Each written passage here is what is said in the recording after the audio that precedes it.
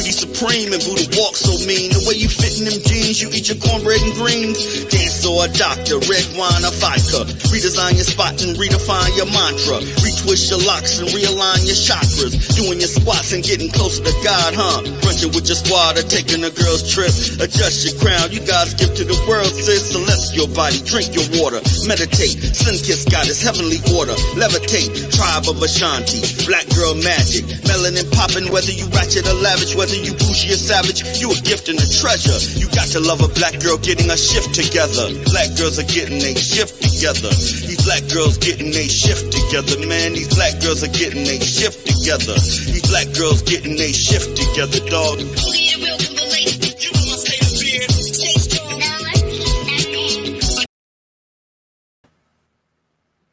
This black girl's getting her shift together. Hello, everyone, and welcome to Black Girls Getting Their Shift Together. This is a podcast about mental health and wellness, as well as self-empowerment for Black women. I will help you chase that fire that you have within. I'm your host, Ursula, and each week I'll deliver relevant topics and resources that affect our community. So remember, once we identify the problem is when we can start to heal. Again, welcome to season 2.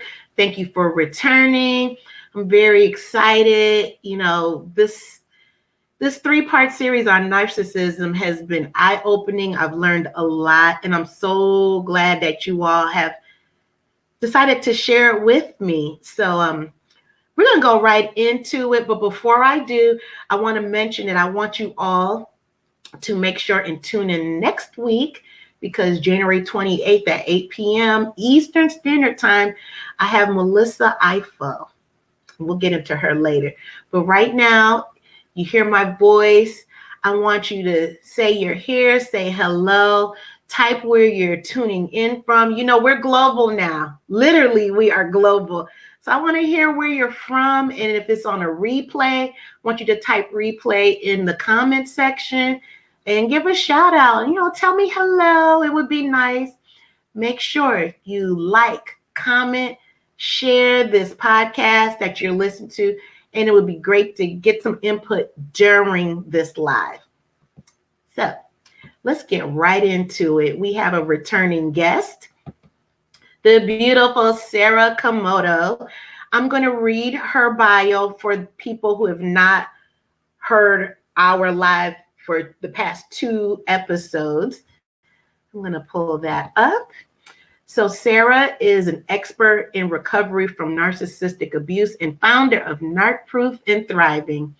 Her life suddenly changed when she found herself in an abusive marriage, and she took her life back and embarked on a personal journey of discovery, research, and healing. She's helped thousands of victims and survivors by raising awareness and educating them on narcissistic abuse. She also wants everyone to know that this is a world where everyone knows how they operate. So when they find themselves in such a situation, whether it's in the workplace and family or a romantic partner, which is what we're going to concentrate on, the romantic aspect of narcissism, that they know how to recognize the behavior and distance themselves from this whole situation accordingly. She also wants people to know that she can help you manage your triggers and emotions and regain their confidence and get closure. That's the key word, closure, so that they can find a peace from within and to live the life that they always wanted to without fear. So if you didn't know, this beautiful lady is visiting us all the way from Australia. She's coming from down under.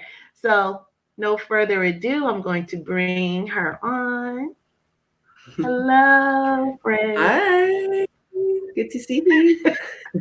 Good seeing you again. I'm kind of bummed that this is our last session, a 3-part series.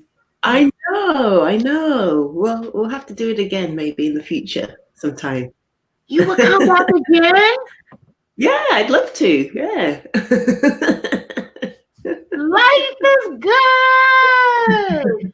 Okay, that really means a lot to me.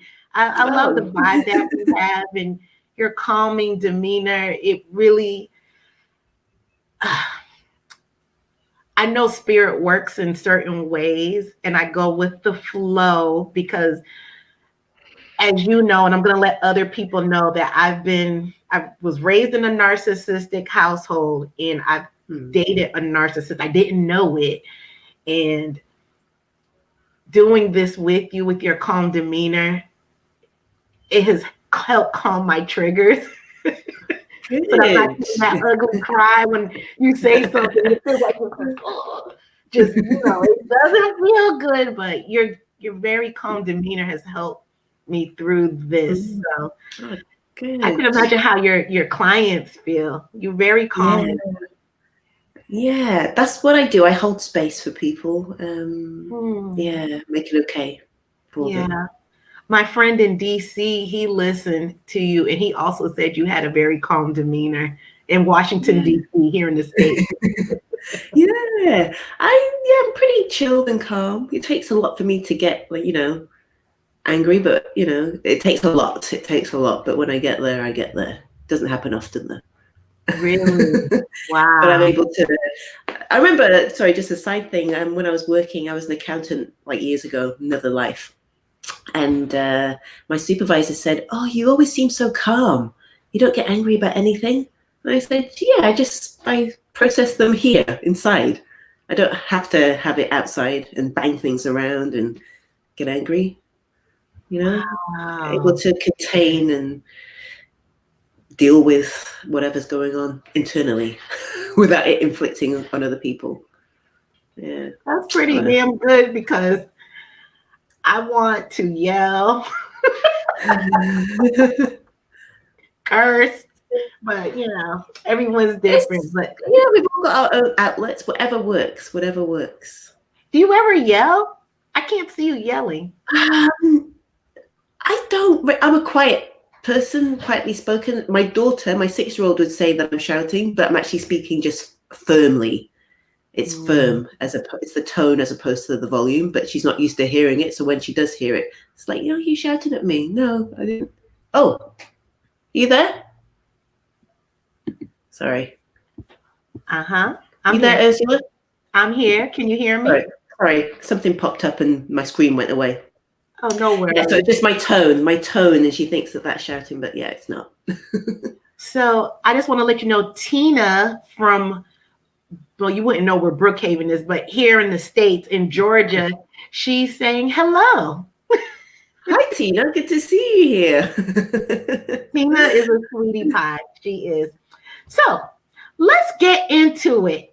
Yes. So everyone, today's episode is once again about narcissism. In the past 2 episodes, we focused on covert narcissism and overt narcissism. And if you want to get any of those, any of that information, you're going to have to log back in and go back and listen to the show. But today we're going to focus on the healing aspect of having been, or if you're in narcissistic abuse currently right now. So what we're going to do, Sarah, if you don't mind, I'm just going to bring up a couple of terms that I saw on this website, and I'd love to just read it and just get your perspective on it from your coach's couch, so to speak. Yeah. Is that okay? Yeah, sure. Good. How was your day so far anyway, by the way? It was good. I went for a nice walk this morning. I've been trying to start the day with a walk, get some fresh air, and the sun's shining today. So yeah, it's been a nice morning so far. Yeah, nice day. Relax. I want to be in Australia.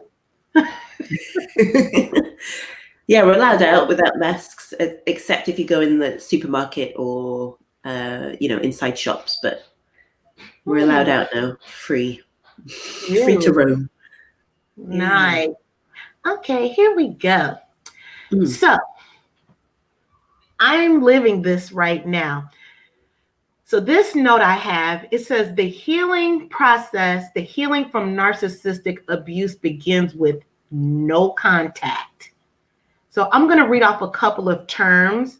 What you need to do is get rid of photos, get rid of gifts, assuming that they even gave you any gifts, because they are baits. Block them from social media. Get the hell off of social media if you can. Change your phone number. I'll stop from there. I'm gonna let you take over. What are some of your bullet notes of that? Yeah, so I think people think no contact usually is the fact that the narcissist isn't contacting them. So usually when I'm like talking to someone, no contact, well, he's not contacting me anyway. Is he blocked? No, because he's not going to contact me.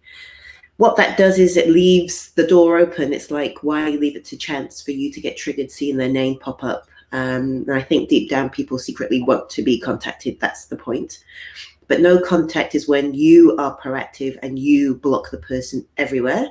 Anyone associated with that person, you block them as well or unfriend them.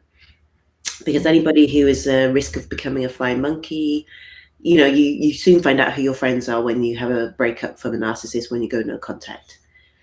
So yeah, no spying on social media. If you spy on social media but you have them blocked, you are not no contact. If you're looking at what they're doing, because that's time and energy taken away from your healing and focusing on yourself as well. So no checking, no spying. I did work with someone who was looking at not the narc, but the narc's new partner, because the narc wasn't on social media, but through the partner, she was trying to find out what was happening. So that's still not no contact. So no contact means the person is dead to you. You can't reach them. They can't reach you. You don't look at them. They're not looking at you. Anyone associated with them is off your phone list and friends list. Well, now that you say that, and I've experienced this, that when a person is holding their boundaries firm with the no contact, it seems like that's the time when the flying monkeys, that's their time to shine. And they're doing all of their dirty work. They're doing their quote unquote good work. I mean, they're working overtime. And they've taken the primary role of the narcissist. What are your thoughts on that? Well, if the narcissist knows that they can't get through to you, they will use others who can.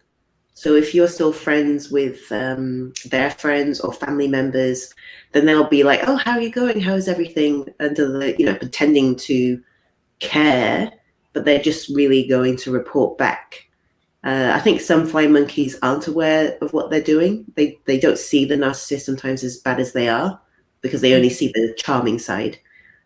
But they, unless they've seen their true self, then they just assume that it's, you're being difficult or that you're being too harsh because you've blocked them, because all they ever see is this charming, perfect person. Exactly. And I feel like even if they know that their narcissist is that they're not charming, I feel that they're so deep into it, like brainwashed almost, so they can't see anyway. Exactly. Yeah, they are brainwashed, and they're toxic AF. Yeah, they're just as toxic, just as harmful to you as you're trying to heal as the narcissist is. And then, with no contact, people are like, but it's my mum, or it's my dad, or it's a family member. It doesn't really make any difference. Do you want these people in your life to affect your healing? Are they going to help your healing, or are they going to hurt it? And then you need to make that decision.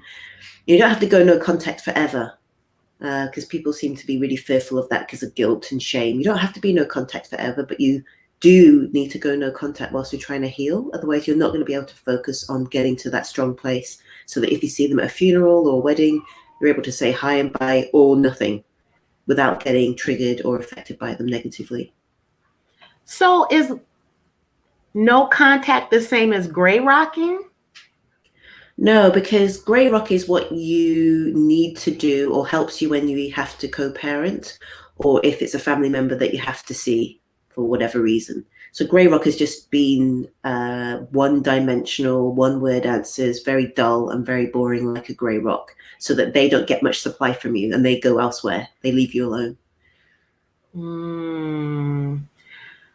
My no contact skills are tight right now. And I'm very proud of myself because, one, I don't feel guilty because there was so much pain and the emotional and verbal abuse that came with it. I'm not willing to go back, and that diminished all of the guilt that I could or would have had. You decided to put yourself and your health and your mental state first. When you decide, that is when you can go no contact without guilt. Even if you do have guilt, you just don't break no contact. You just keep forging forward. May I go off track a little bit? Yeah. What is it? How, from your experience, how are family member, or no, not think like in a romantic relationship, when the narcissist dies? So in a romantic relationship that the person's still in? Yeah. I mean, they were still together and then the narcissist dies? Yeah. Or yeah, even if it's a parent. I'm all over the place now. It popped in my head. It's like, have you heard that people become guilty because they had no contact and they were gray rocking the entire time? Or what? Yeah, there was one person I spoke to who the narcissist threatened to commit suicide, like they do, some of them do, when you go no contact. This is in the romantic setting. And they actually did, but it wasn't. And obviously this victim or survivor felt very guilty because they were told that I'm going to go and kill myself if you don't go and do this. But I had to explain to her that this person wanted to do this anyway. They were using you as the reason or the excuse. It's obviously very hard because the person's not here to tell you, but she was racked with guilt. But I believe that if somebody wants to kill themselves, they've got other things going on, a lot of other things going on. But it's easier in true narcissistic fashion to blame the person closest to them who isn't falling in line. And this person, went no contact, broke up with this other person. You know what I mean? So that's an extreme situation. They didn't do that. I don't believe that narcissist did that because of this person. The narcissist probably did it because they had a lot of underlying issues, depression, and probably just wanted to do it anyway because of how they were as a person. But obviously that's very hard. It's hard to reconcile and hard to heal from because you're going to be guilty and wish that maybe, if I hadn't have gone no contact, then maybe that wouldn't have happened. Having said that, though, when somebody dies and you've gone no contact and you just hear that they've died, obviously you're trying to heal, but there's another layer there because this person's no longer in the world. So it's a good thing, but it's also not a good thing because you got to process their death. And I guess that's before you're really on your healing journey, when you're still quite delicate, I'd say. Right. As you're further along, you may have a bit of sadness if it was a family member, but it shouldn't really change anything. That's just my opinion. And I have thought about it myself for my own situation. Like, yes, I would be sad. And, I may or may not cry and grieve. Obviously, I would grieve however that pans out. But it wouldn't make me feel like, oh, maybe I should have done something else. It wouldn't have changed my decision. Thank you for that insight because, wow, I'm going to have to process that in a good way. I'm going to share something. So with one narcissist that I grew up with in the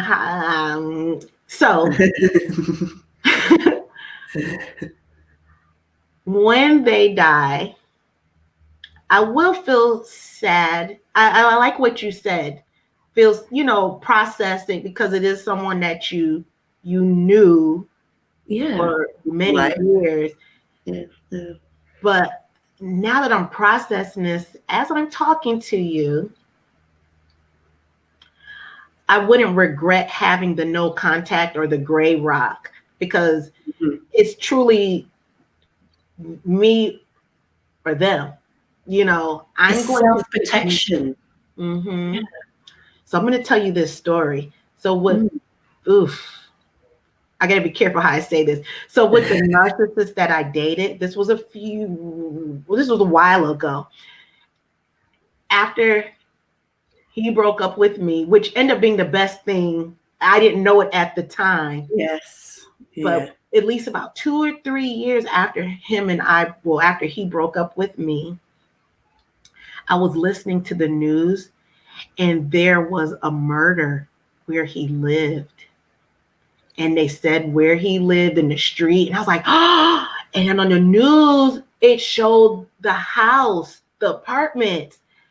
And for a hot second, I was actually like, oh, Yeah. and when they said the address, I was like, shit, it wasn't him. Because I was thinking, if he was dead, that would really be a blessing to the world, because he's not going to be able to hurt anybody else. Yeah. I didn't wish death on him, but I was kind of pissed that it wasn't him. Yeah, no, I hear what you're saying. Yeah, and it's like, we're not terrible people to think that, or to have that fleeting thought either. But yeah, some people may think, well, they're people as well. They deserve to be here. Yes and no, but no one deserves to hurt, or no one has the right to hurt others intentionally. Right. So if there was a country we could just dump them all in, that would be great. But that's the ideal situation. That's not going to happen. So we have to learn how to recognize them, manage our relationships with them. Yeah. Mm-hmm. I actually saw that ex a couple years after the relationship was over, and I saw him with his current girlfriend, and I knew I had healed. Of course, I had that trigger when I saw him, like, but then I wanted to run over to the female, and it was so funny because no jealousy came over. I felt bad for her. Yes. And I was like, oh my God, I so feel sorry. Yeah. For what's coming. My heart went out to this female who I never knew. I didn't know her. But you know what she's going to be going through. That's the hard thing. That's the hard part. As you heal and you know that you're getting to this certain place, when you know that there's someone else, you do feel bad for them. There's no jealousy. There's no hurt. Yeah. It's like you might even be getting it worse than I did. Is that how it usually works? It just gets worse? Not necessarily. I don't know, but I just feel like there's it depends what state they met the narcissist in, because it's hard to say. But I get people wanting to tell the new supply, warn the new supply.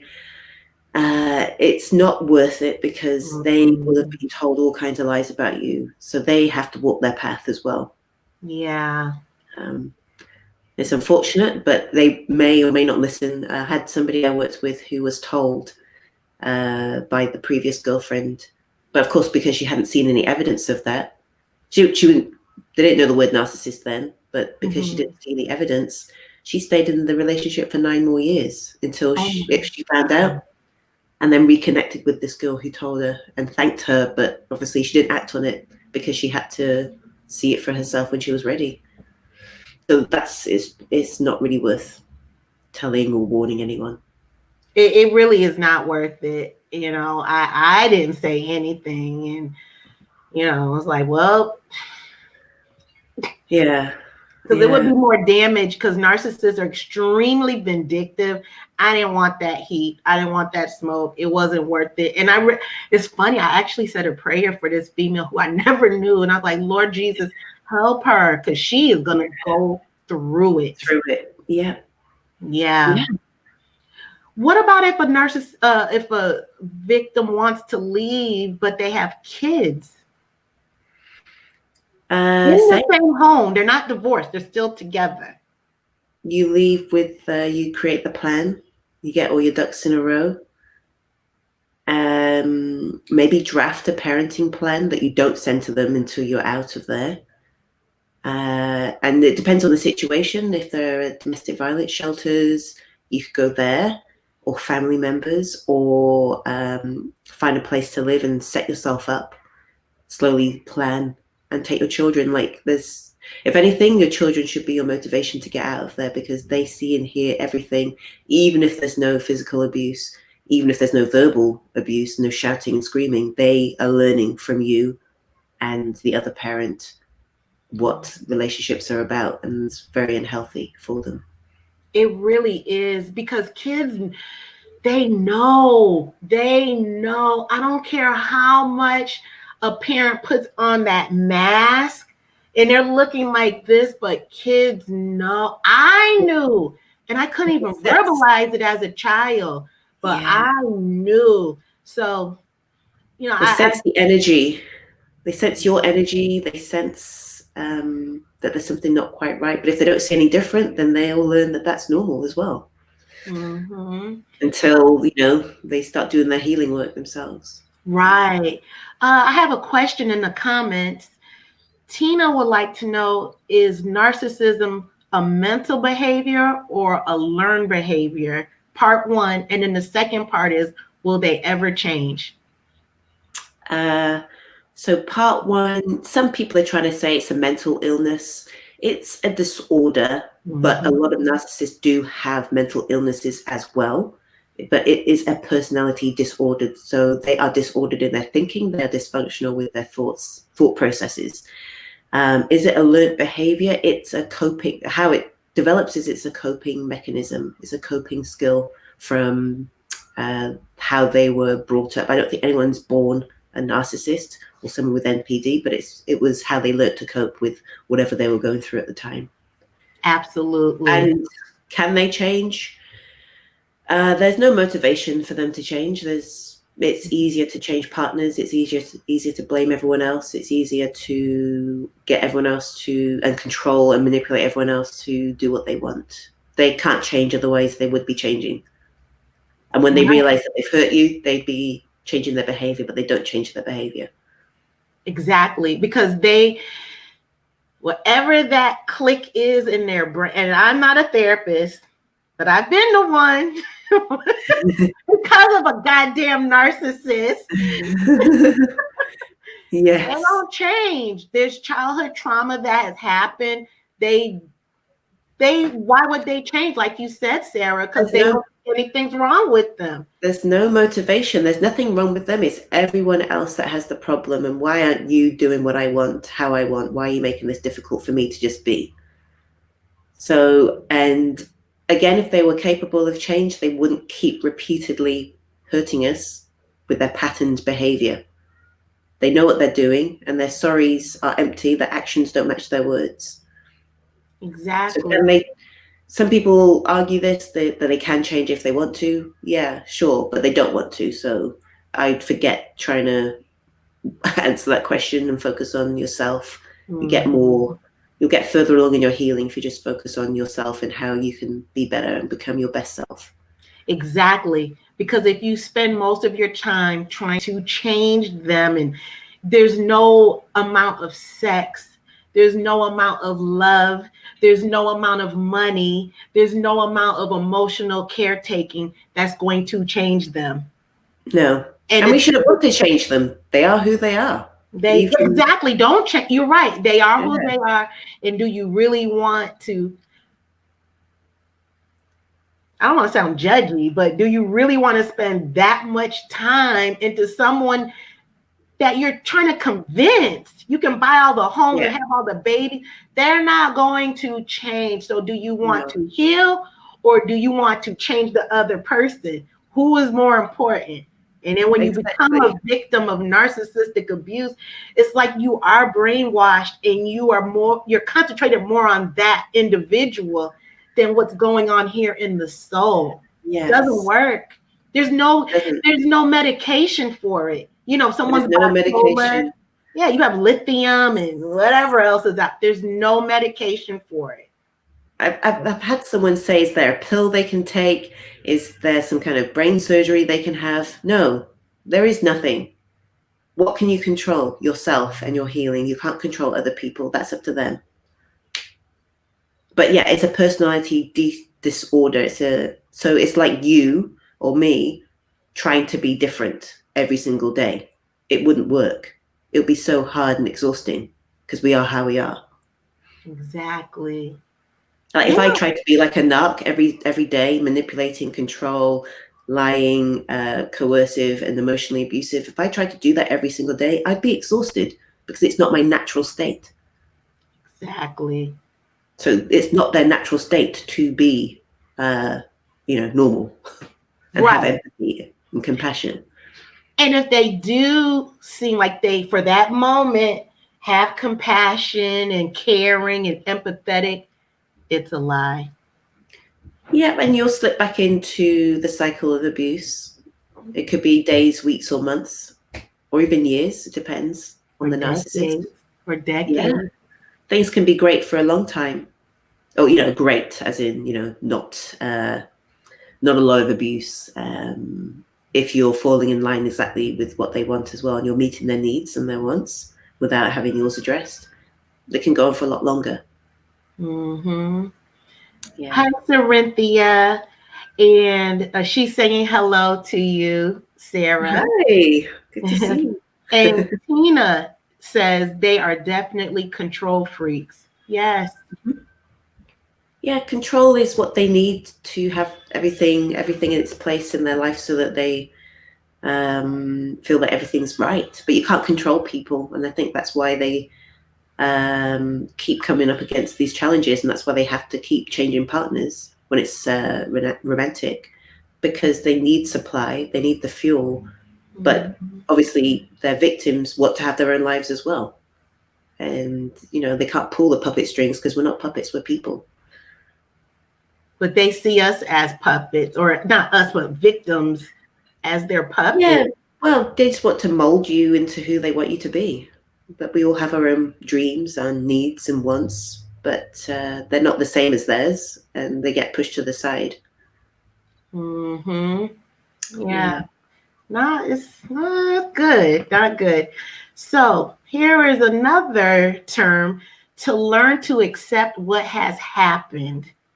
Mm-hmm. In that narcissistic relationship. What are your thoughts on that? Yes, I 100% agree with that.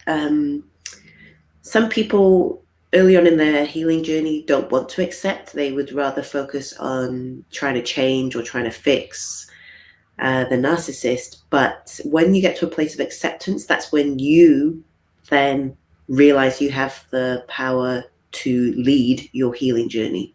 Mm-hmm. You have the power to leave. You get your power back. You realize that the narcissist is who they are, and you have capacity to move on without them.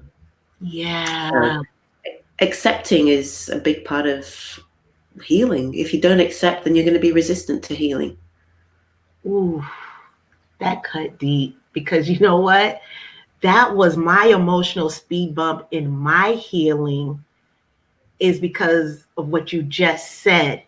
So thank God for therapy. And anyone who's listening right now, if you don't have a therapist, go see one. And in the meantime, look up this term, radical acceptance. And once I learned what radical acceptance was, is when I was finally able to start moving over that emotional speed bump into my healing. And like you just said, Sarah, that's how they are. They're not going to change. Period. But I am, and I did. Yeah. Yes. I think I'm going to drink that. I'm going to start up early. Cheers. Cheers to healing, right? But and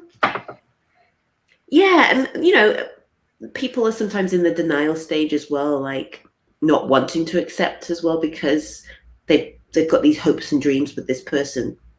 they had so much future faking, and they have children with them, and they want to keep giving and keep trying, but you're always going to come across the same challenges because it's not up to you whether it works or not. Right. Real quick, can you explain to our listeners what future faking is? Yeah, so future faking is what a lot of them do, which is it's kind of like dangling that carrot. It's like your hopes and dreams, anything that you really want. Like if they know you really want to get married, they'll start talking about rings or talking about the future when you're married. Or if you really want to have children, they'll start talking about, starting a family, what it's going to be like. It's like a fantasy. It's like a fairy tale. And you get swept along with it because they're saying all the things that you've always wanted. And, we're going to do this, or we're going to, when we travel and do that. And it keeps you waiting for this day that never comes.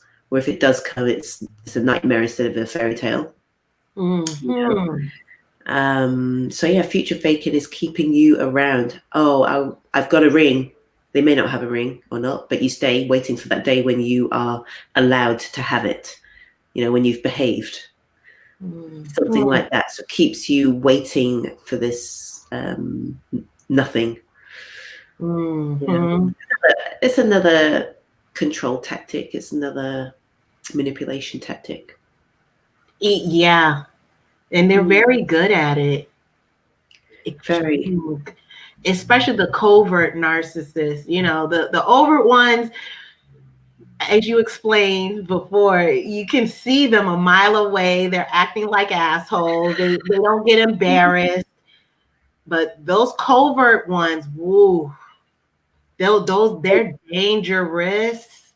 Very dangerous.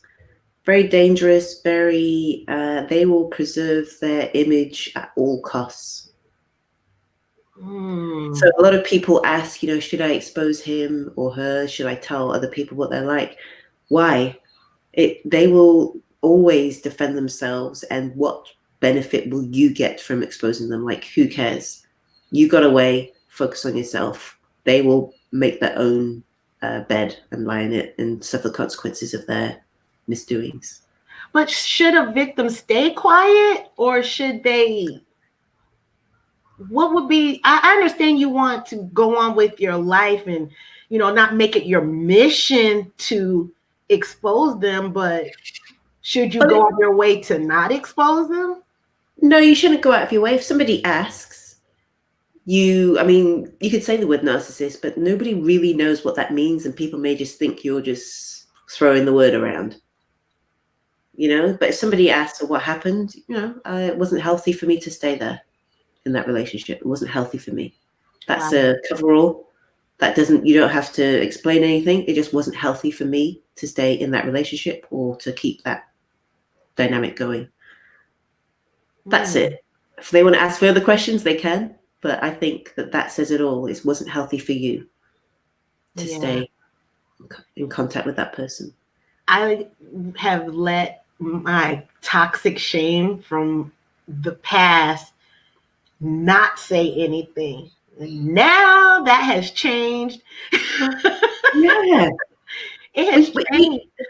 We have to speak up. We have to speak up, and we have to share, but not from a perspective of outing anyone or to get revenge, but to educate others, to show that these kinds of people are around, and that my experience or whoever's experience, they're not unique. So there are these people out there. But yeah, obviously, if friends ask you or family members, you can say, but you don't really have to go into detail if you don't want to. And even if you did go into detail, they're not really going to understand unless they've been on the receiving end of it. Yeah, exactly. Yeah, I don't keep my mouth shut anymore about it because I've been silenced for decades. Yeah. Enough. And it had spilled over into other aspects of my life. And it got to a point where, like, if people ask, I will tell. Yeah. And it's freeing because then you hear from other people like, I experienced that too. And it is. And there's nothing to be embarrassed about because you didn't do it. You didn't make it happen. you were just on the receiving end of it. So there's nothing to be embarrassed about as well. We need to own our experiences. Yeah. Mm. That's hard because I was embarrassed, but have you ever felt embarrassed from your experience in the past? Not so much embarrassed, but just like I told a couple of good friends, but I didn't really go into detail because I knew that they, you can come across as either paranoid or hypersensitive or they can't believe the things. People cannot believe the things because it is ridiculous. Some of the things that you experience, it's like, really? That? Yeah. And it's like, even I went to see a psychologist once, and the only time I went to go and see this person, it's like, why would you let him do that? And it's like, excuse me, bitch. Like, just like re-victimize me. And I was like, that was early on in my healing journey, and that was not helpful to me, So I was like, I'm gonna go and take this into my own hands, because that was not helpful. It was like I allowed it and I let it happen. Yeah. It wasn't like, oh, that's awful, I can't believe he did that.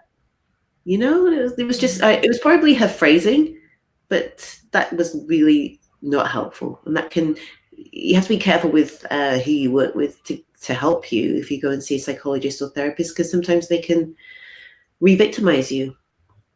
Exactly. Oh, I'm glad you said that, because that was going to be next on my list about getting help, the therapy. So yeah, insightful. So you really are. That was really next on my list. And the title of that was "There's No Shame in Getting Therapy." Narcissistic people can do wonders on someone's mind and their own psychology. And once we take charge of our own lives, sometimes we cannot do it on our own. Nothing's wrong with that. But having a therapist that fits. Yes, they're not all created equally. I can just say, from like my client's perspective, from like, sometimes they have therapists and a coach. They hire me and they have a therapist for other stuff. Ooh, yeah. Which is good. That's a great combination. Yeah. Because the therapist may not know about NPD or have any experience, and that's where it can be maybe harmful if they don't know and they start giving solutions for normal relationships which don't work for trauma-based relationships. And obviously with narcissistic abuse, you don't really get it and understand it. You can read about it and know the theory, but unless you've been through it and got out the other side, you cannot really get it as much as you want to. I agree. Because, when we talk, you and I talk offline, I don't know if you ever, obviously you have, because we both lived through it. And I don't know, just the way you look at me sometimes, like, I get it. I understand. Yeah. Especially, I believe Black women, we already talk to each other like we can have a conversation with our eyes, with the but look. Yes. And I'm doing that to you all the way in Australia. But yeah, you're laughing because you get it. We get it, which is you don't have to over-explain. You don't have to. Yeah, you don't have to over-explain. You don't have to go into detail about anything. It's like when someone else has been there and been through it, all our experiences are different. There's an understanding without having to go into lots of detail. Right. And now that you say that, you are so insightful.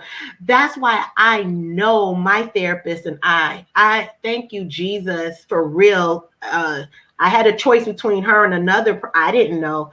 And I was told, no, you should see her. She is very good. And my therapist, boy, she is on it. She's so non-judgmental. She gets it. She allows me to process. She will plant a seed, but I have to do the The work. work, And yes. sometimes I was so emotionally drained. I remember one time I asked her, and I said, "Can you just tell me the answer?" And she said, "No." Yeah, that wouldn't be much fun. She said, "No." And that was one of her words she would always say. She's like, "I'm not saying anything. You know." Yes. Yeah.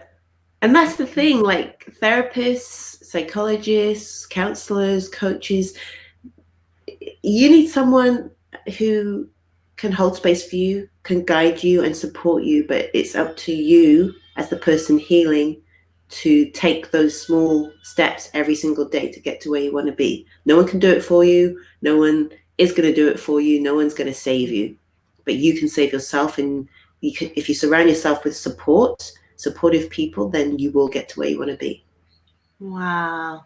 Have you ever come across someone that they just could not get it, or they refuse, or they were so brainwashed that they just waiting on that carrot to drop? Like, no, Yeah. just one last time, they're gonna get it, and then before you know it, 10 years have gone by. Have you ever, that's like they spend more time fighting for that relationship that is garbage. Yes, it's really hard because you don't know when you first start working with someone how motivated they are or not. And this isn't to victim blame or victim shame anybody, but it's when it gets really hard for you and you decide that you deserve more. No one can tell you that point. You have to decide that. So people can go back and forth, back and forth, back and forth, waiting for this miracle, and it's not going to happen. And I can tell you that, and they can understand it intellectually, but they're the ones there going through the motions, and they have to process that. So I work with people who have decided, you have made a decision, because I can't go to your house and make you do anything. I can't be there with you 24/7 to smack the phone out of your hand when you want to make contact, but when you've decided, that's when the magic can happen. And we can go and do the work, whatever that work is, but people have to arrive at that, because you can't convince anybody, and you shouldn't want to. They have to get to the place where it's hard. It's so desperately hard, too hard in their life to stay where they are. Yeah. And that they've decided it's too hard and too much. Not that anybody wants it. Not that anybody wants to live through that, but if you've been out of the situation and you've tried everything you can yourself to heal and you've really struggled, that's where I come in. If you are just feeling stuck or not making progress. A lot of the time people think watching videos and reading posts is healing. It does help because you get education and it's good to know. But if you're focusing on the wrong things, this is why you're maybe a year down the track and still feeling like you're at day one. It goes deeper. That's that emotional speed bump right there. Yeah, I'm talking about. And you just trying to get over it, but you just can't get over the apex of it. You're right. That's where Sarah's gonna come in and push you over the edge. Yeah, if you wanna grab my hands and you're down there, I'll pull you up out of there. But I can't drag you from that situation. That's the thing. Right. So that's pretty good. Have you? Do you find some people find it a lot that going to their therapist? Did they ever say like, well, it just didn't work? Yeah, a few times. Especially if the person hasn't had trauma in their childhood. If they didn't really have any trauma in their childhood, then the therapist is specifically hired to help with this relationship maybe, and they haven't been able to help them because they don't know about NPD, or they're just unhelpful, can't give any kind of assistance in terms of healing. They'll listen, but they can't really do anything in terms of helping them heal. So I've had people who have had that. The other clients I've worked with who have had psychologists or therapists, they've had other stuff going on. So they've had a therapist maybe for other things, and then I come in to help them with a particular, the relationship or something like that. Right, So right. work hand in hand. But Mm, yeah. that's amazing. Do you mind telling everyone before we close out? Because once again, if you all don't know, Sarah has a beautiful young baby. That's a young baby. Sarah has a baby. Like an old baby, right? Sarah has a baby, and I want to keep my promise at her request. And so we're going to start wrapping it up. So can you tell everybody, if you give them some information about what you offer for people who are in the throes of a narcissistic abuse? Before that, I want everyone to know, and I said this on the last podcast with you and I, narcissistic abuse is domestic violence. Mm-hmm. Once again, just because you don't have a black eye and you fell and you broke your arm and collarbone, no. Emotional abuse, the verbal abuse, that is still domestic violence. And yes. I don't want anybody to downplay if they find that they themselves are in that kind of situation. It's domestic violence. It's no different than getting beat up. You're just getting beat up with words and emotions. Yeah. We don't realize that. Yeah, until after that it's actually domestic violence.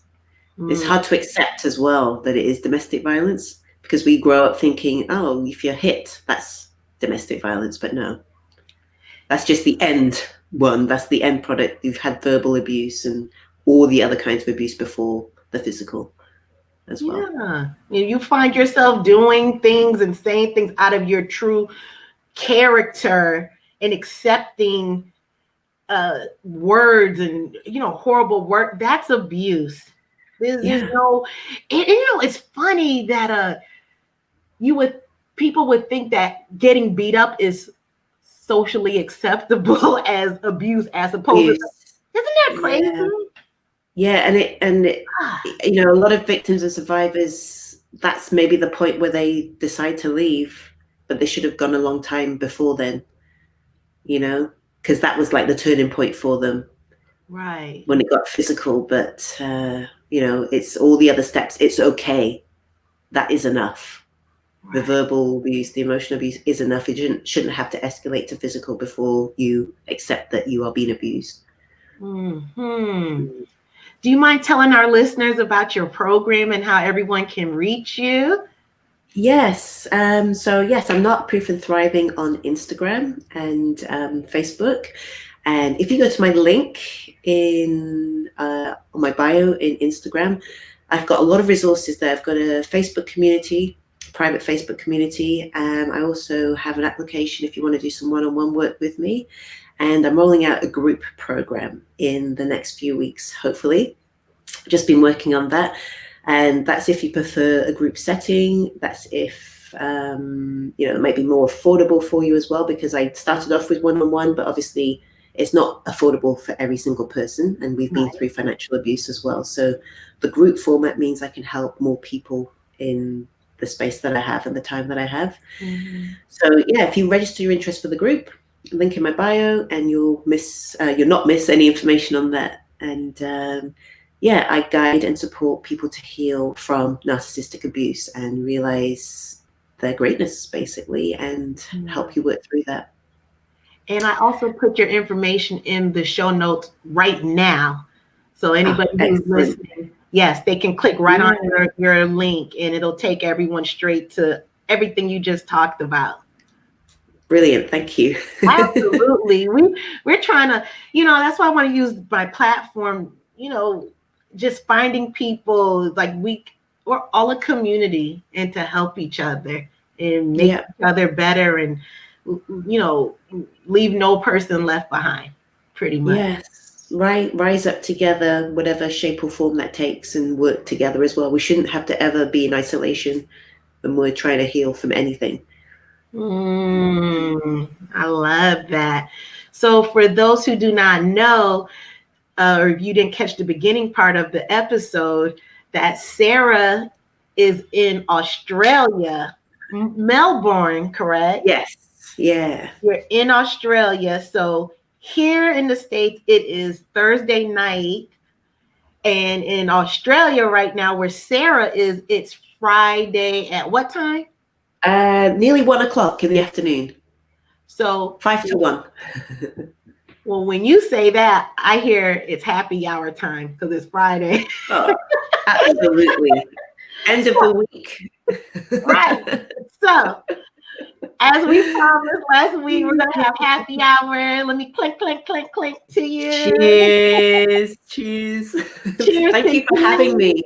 Excuse me? Thank you for having me. It's been really good. Thank you for saying yes. And like I said, I really love your calm demeanor. It's very refreshing and lovely. And thank you for even saying that you would come back. I am definitely going to, I would stay in your inbox. I will definitely contact you to come back again. Yeah, I've been getting a lot of responses, and people have been contacting me offline saying that the 3-part series that we've done had really resonated with them. So yeah, that's great. I think I'm gonna drink some more to that. Cheers to healing. Cheers to healing. And the thing with like narcissistic abuse and healing, there's so much to talk about. Like there is like, could talk for hours all day about that topic and healing, and thankfully there is a lot of information out there now on narcissistic abuse. There just isn't much on healing from narcissistic abuse. Gotta kind of source all the bits of information and put it together. So I think I can write a book on it. I think I'm why not? I'm very curious. Yeah. Yes. Everyone has, as they say, everyone's got a story within them. And I think we said this in the first podcast. Even if you just help one person, if I just help one person, then I'm happy. If one person reads whatever I write and it makes a change, then I'm happy. Yeah. And it's a trickle down effect, because say if it's a mom and she's going through this narcissistic abuse, she's done the inner work and the healing. She's becoming a healed person, not just cosmetically, but truly in her soul. That's going to trickle down to her kids. And I read somewhere when people are actively, like truly actively working on ceasing the generational trauma and the toxicity, that it takes 3 generations for it to flesh out. I don't know how true that is. Yes, I had something similar. So, it's not just us healing. We'll heal future generations, and it will get better for us, the collective us, I believe. You know what? I think that's the perfect way to end this session. I don't follow up anything behind that. Oh wait, let me drink to that again. Yes. Enjoy your evening. Thank you. So everyone, thank you so much for joining me on Black Girls Getting Their Shift Together. If anything made your soul vibrate and it resonated with you, please share this video. I want you to visit my podcast on Black Girls Getting Their Shift Together. And you can go on any social media, the podcast, every platform, it's on there, including my YouTube channel. So make sure and subscribe so you do not miss anything. And tell 2 friends about what you heard tonight. It's all about healing. Make sure to tune in next week. I have the lovely Melissa Eiffel. I'll send out information about her. And if you enjoyed Sarah, I want you to just drop something in the comments, or definitely go and follow her on her Instagram page. It's funny, Sarah, even your Instagram page is calming. I've heard that.